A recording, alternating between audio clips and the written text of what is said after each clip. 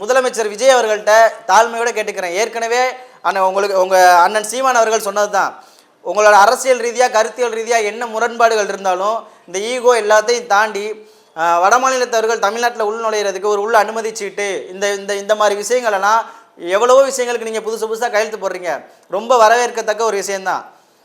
டாஸ்மார்க்கை மூடுறது, பெண்கள் பாதுகாப்பு, இதெல்லாம் அதே மாதிரி தமிழர்கள் பிற மொழியாளர்களால் தமிழ்நாட்டிலே தாக்கப்படுறதுக்கு அண்ணன் சீமான் ஏற்கனவே சொன்ன மாதிரி உள்ள அனுமதி சீட்டை வரைமுறைப்படுத்துங்க.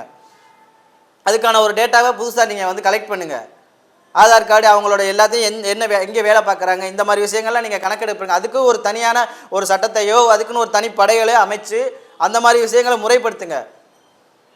ஏன்னா டாஸ்மார்க்கில் எந்த அளவுக்கு மக்கள் பாதிக்கப்படுறாங்களோ, குடும்பங்கள் பாதிக்கப்படுறாங்களோ, அதை விட மோசமான ஒரு நிலையில் இப்போ தமிழகத்தில் வட மாநிலத்தவர்களால் தமிழர்கள் தொடர்ந்து பாதிக்கப்படுறாங்க.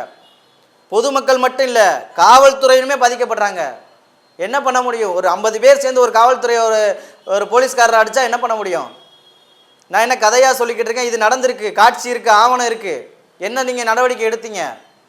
அவன் 100 பேர் சேர்ந்தானா ஒரு தைரியம் வருது. ஏன் வருது? அந்த அதிகாரத்தை நீங்கள் கொடுத்துருக்கீங்க. இதே செயலை நான் ஏற்கனவே கேட்ட மாதிரி மற்ற மாநிலங்களில் போய் உங்களால் பண்ண முடியுமா? பண்ண முடியாதுல்ல. தமிழ்நாட்டில் மட்டும் ஏன் நடக்குது? அப்போ என்ன தமிழ்நாட்டில் இருக்கிற மட்டும் இழிச்ச வேணா?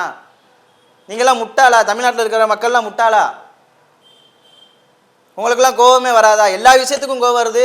கமெண்ட்டில் போயிட்டு அவ்வளோ கழுவி ஊற்றுறீங்க. இந்த கட்சிக்காரன் அவன் சொல்லிட்டான், அந்த கட்சிக்காரன் இவன் சொல்லிட்டான் அப்படின்னு சொல்லிட்டு கமெண்ட்டில் மட்டும்தான் உங்களால் போராட முடியுமா? கமெண்ட்டில் மட்டும்தான் கழுவி ஊற்றுவீங்களா?